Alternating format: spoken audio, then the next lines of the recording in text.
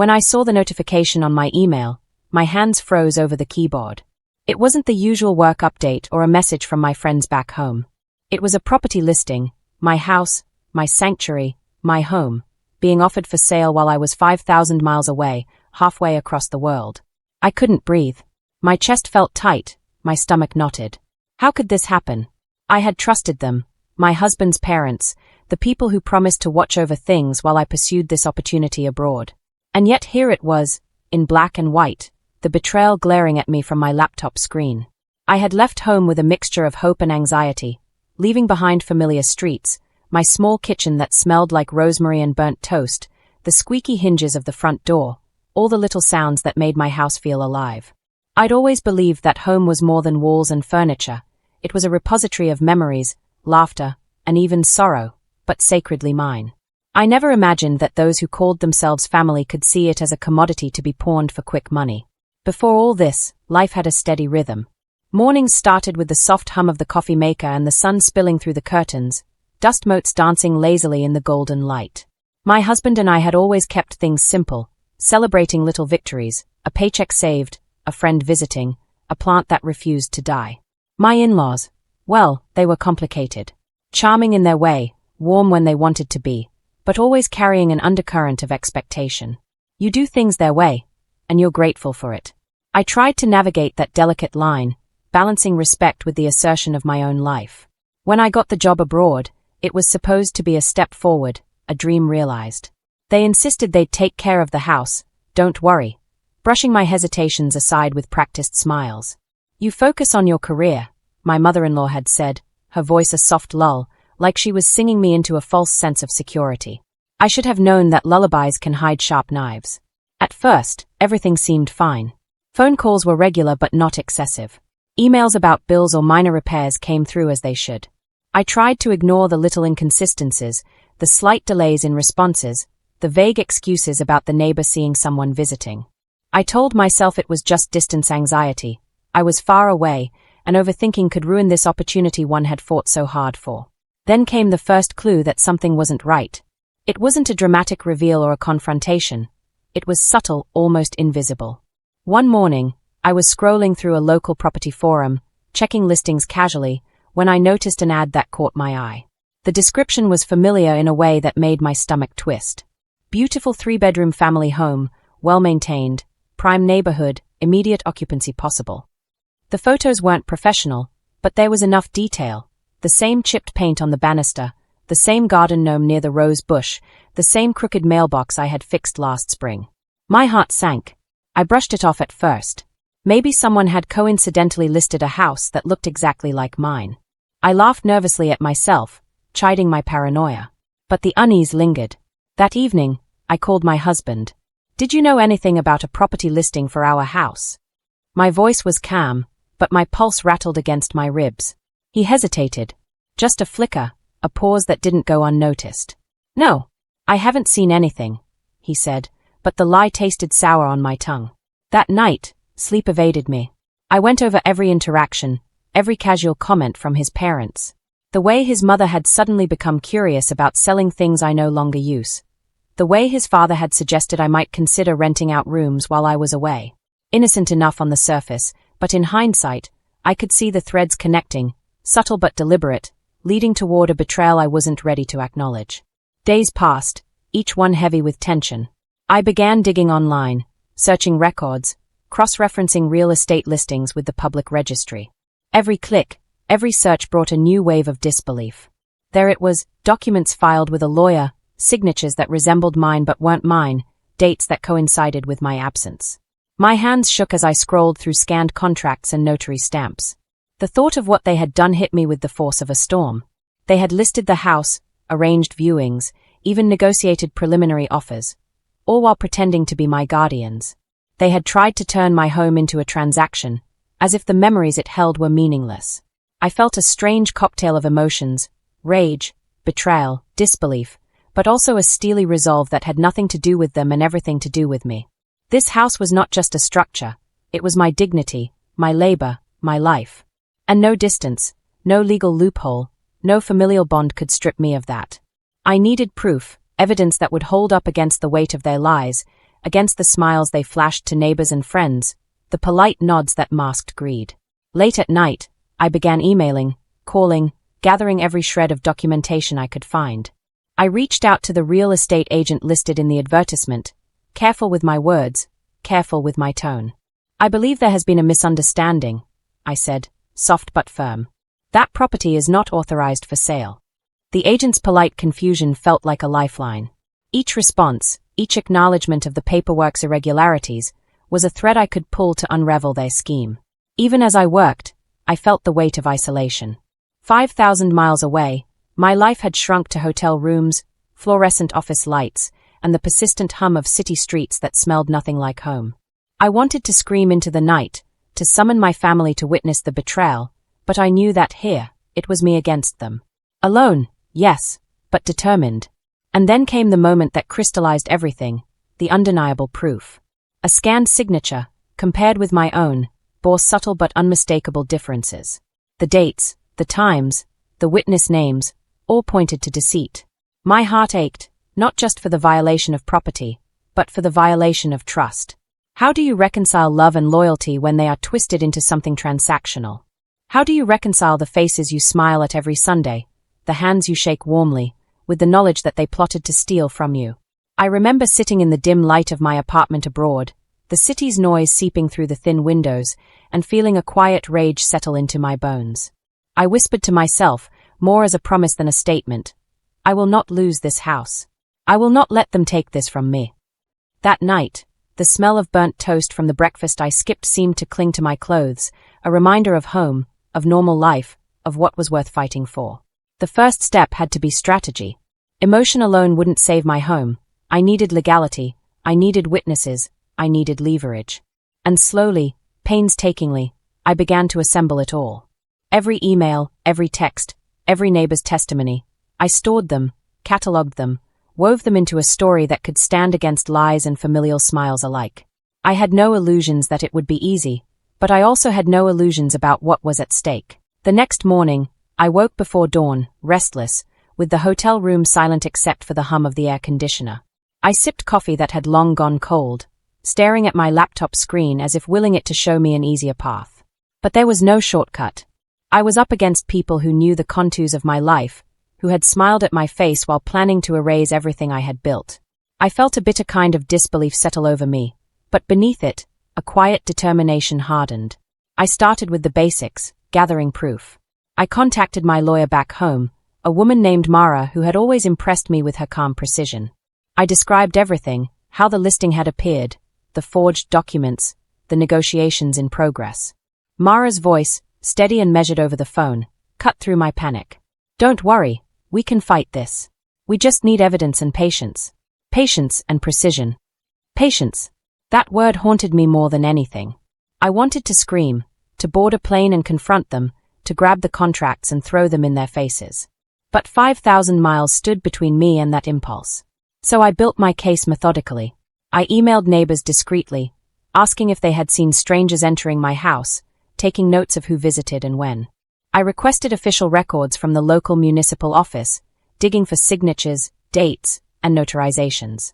Every piece I gathered was another brick in the wall I was building to reclaim what was mine. And then came the phone call I had been dreading. My husband's mother, her voice honeyed and smooth, calling to check in. "Darling," she said, the word dripping with warmth, "I hope everything is going well. Your father and I have been managing the house for you." I felt a tremor in my hands. "Yes, I noticed the listing," I said carefully, letting my calm disguise the storm inside me. "Can you explain that?" There was a pause that held so much guilt it was almost audible. Then she laughed lightly, too lightly. "Oh, that. It's just a mistake. The agent must have listed it accidentally. You know how these things happen." "No, it wasn't a mistake," I said, my voice firmer now. "I've checked. Documents have been filed, offers have been made, and signatures have been forged. I know exactly what's happening, and I want it stopped immediately." The line went silent. I could almost hear the gears turning, the recalculation of the plan now that I had exposed their hand. We'll discuss it," she murmured finally, her tone a mixture of surprise and something else, fear, maybe. After hanging up, I felt a strange mixture of satisfaction and sorrow. I had confronted them, But I also knew the battle was just beginning. This wasn't about anger anymore. It was about reclaiming my dignity, asserting that a woman's home is more than an asset. It is her life, her memories, her identity. Over the next few days, I coordinated with Mara to prepare a legal notice. We referenced every irregularity, every forged signature, every unauthorized negotiation. I wrote letters to the real estate agent, to potential buyers, to anyone who had been approached about the property. Each communication was precise, measured, and unyielding. I could feel the shift starting, subtle but undeniable. Then came the first real confrontation, not in person, but through the documents and communications I sent. I watched as the agent pulled the listing, as buyers stopped responding, as my in-laws realized the house would not be theirs to claim. I imagined them pacing in their living room, the reality settling over them like cold rain. And I felt a quiet triumph, not gloating, but resolute. I also had to deal with my husband, who had remained frustratingly passive throughout. He called me one night, voice tight. "I didn't know they would do this," he said. "I would never have allowed it." "I know," I said softly, trying to contain the tremor in my voice. "But knowing isn't enough. I had to fight from here, because no one else would. And even you, I had to make sure you understood the gravity of this." He was silent, and I realized that silence spoke volumes. There was guilt, yes, but also the dawning recognition that I had reclaimed not just a house, but the principle that I could not be taken advantage of, even by those closest to me. Word of the attempted sale began to reach others. Neighbors whispered in the community group, mutual friends sent concerned messages, and Mara updated me on the legal filings. Everything was in my favor. The documents had been invalidated, the signatures proven to be forgeries, and the attempted transactions were nullified. Justice, slow and deliberate, was working its course. One afternoon, I finally spoke to my mother-in-law again. This time, I was direct, calm, and unwavering. "You tried to sell my house while I was abroad," I said, letting each word settle between us. "I trusted you. I gave you the responsibility, and you betrayed that trust. Do you understand what that means?" There was no honeyed voice this time, no excuses. Just silence. And in that silence, I felt the shift. They could no longer hide behind charm or familial obligation. I had named the truth, and it could not be erased. Months passed, and life slowly regained its rhythm. I returned home eventually, suitcase in hand, stepping through the familiar creak of the front door, inhaling the scent of home, the faint smell of jasmine from the garden. Everything was as I had left it, and yet everything had changed. The house felt different now, charged with the knowledge that it had survived a threat, that I had survived a betrayal, that I spent time with the house in a way I hadn't before, repainting walls, tending the garden, rearranging furniture to reclaim not just the space but my emotional foothold. My husband and I rebuilt our trust slowly, carefully. And my in-laws, well, they remained part of the picture, but their actions had left a scar, a reminder that trust is earned, not assumed, and that love and family do not excuse wrongdoing. Sitting on the porch one evening, the sun dipping low, I reflected on everything. I realized that this battle was never just about property. It was about asserting one's right to safety, to dignity, to the small kingdom of one's own making. I had fought for what was mine, not out of greed or spite, but because allowing the betrayal to succeed would have meant allowing the erasure of my labor, my life, my story. And in that quiet reflection, I felt something unexpected, peace. Not the naive peace of ignoring wrongs, but the deep, earned peace of knowing that I had stood firm, that I had not been silenced, that my home, and by extension, my life, remained in my hands. The days that followed my return were filled with both small victories and quiet reckonings. Walking through my house, I felt a new awareness in every corner. The way sunlight hit the wooden floorboards in the morning, the faint aroma of lemon cleaner lingering in the kitchen, the soft creak of the stairwell underfoot. It all felt alive again, but now it carried a different weight. Each sound, each smell, each familiar texture was a reminder that I had reclaimed what was mine. Not just a physical space, but the integrity and dignity that came with it. I invited neighbors over one afternoon, just casual tea, but it became a subtle reaffirmation. People asked about my time abroad, how work had been, and I noticed the gentle nods of approval when I mentioned the house. Word had already spread about the attempted sale, though I hadn't made it public myself. Some looked at me with sympathy, others with quiet respect. One elderly neighbor, Mrs. Hernandez, took my hand in hers and said, "You fought well, Mija. That house, that life of yours, It belongs to you. Never let anyone make you doubt it. Even my husband, who had been reticent during the ordeal, began showing a deeper understanding. One evening, as we fixed the gate that had loosened in the winter winds, he said softly, "I can't imagine what it would have been like if you hadn't acted so fast." "I couldn't rely on anyone else," I admitted, tightening the last screw with careful hands. "And I shouldn't have. I had to do it myself. Not out of anger, but because this, our home, is a reflection of our lives. Of me. Of us." He nodded, and for the first time, I felt a shift in our partnership, not one built only on shared routines or history, but on mutual recognition of each other's strength. That acknowledgement mattered, more than any apology could have. Dealing with my in-laws required a different kind of patience.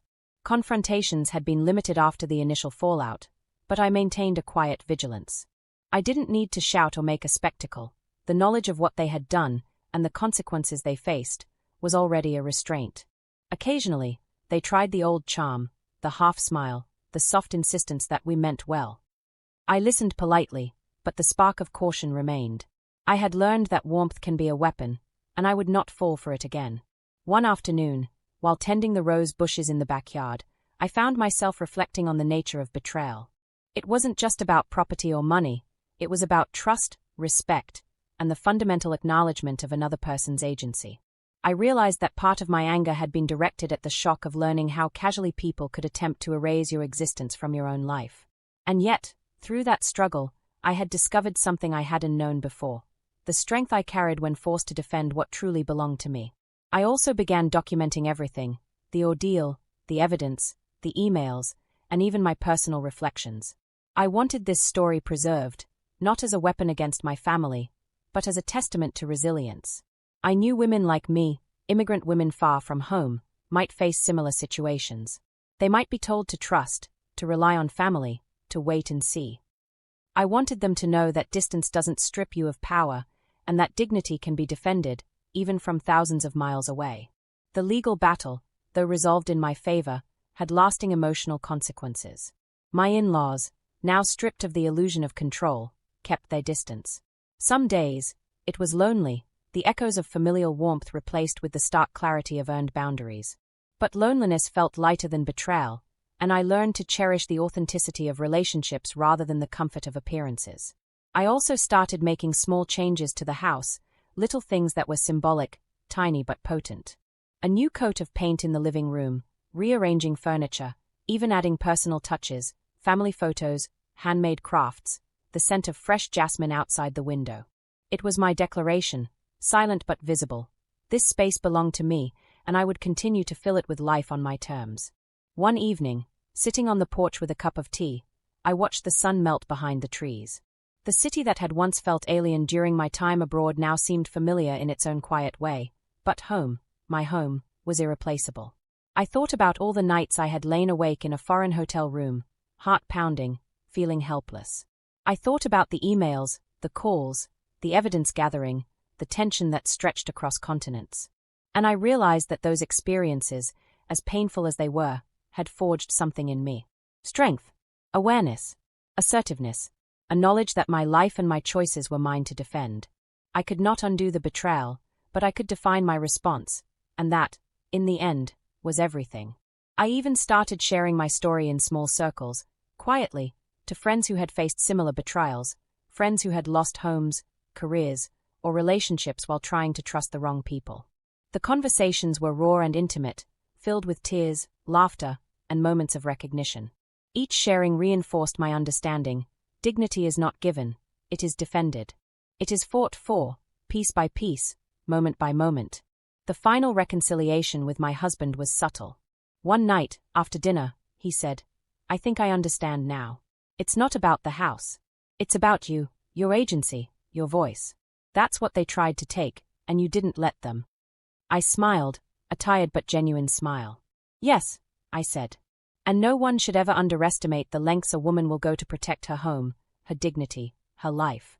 That's the Real foundation."